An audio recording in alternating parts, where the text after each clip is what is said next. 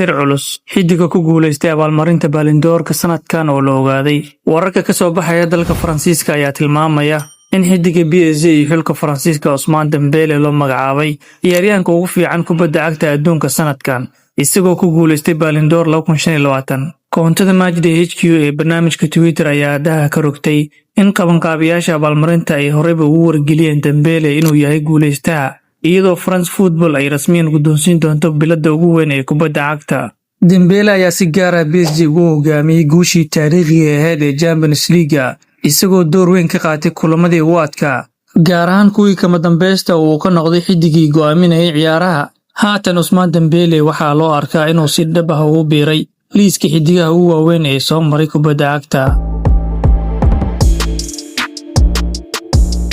Dhinaca kale, Alan Shearer oo saadaaliyay kulamada xiisaha leh ee Premier League, Man United oo la ciyaari doonta Chelsea iyo Arsenal oo la ciyaari doonta kooxda Man City. Halyeygii hore ee Newcastle United Alan Shearer ayaa saadaal ka bixiyay kulamada waaweyn ee Premier League ee dhici doona isbuucan. Kulanka ugu horeeya ee isbuucan waxa uu noqon doonaa dagaalka Merseyside Derby oo Liverpool iyo Everton ku dhex mari doona garoonka Anfield. Shearer ayaa u sheegay Betfair, Liverpool iyo Everton waa kulan adag, balse Liverpool waxay ku jirtaa qaab ciyaareed fiican. 4 guulood ayay heshay 4 kulan ee ugu horeeyay horyaalka, inkastoo aysan si fiican u ciyaarin, balse guusha iyaga ayaan siinaya maadaama ay gurigooda ku ciyaarayaan Man United iyo Chelsea. Chelsea waxay soo ciyaartay kulan adag oo Champions League ah, taas oo laga yaabo inay caawiso. Sidaas darteed, waxaan u arkaa in kulankani uu ku dhammaan doono barbaro. Arsenal iyo Man City. Arsenal toddobaadkii hore si fiican bay u ciyaareen, sidoo kale guul weyn ayay ka heleen Champions League.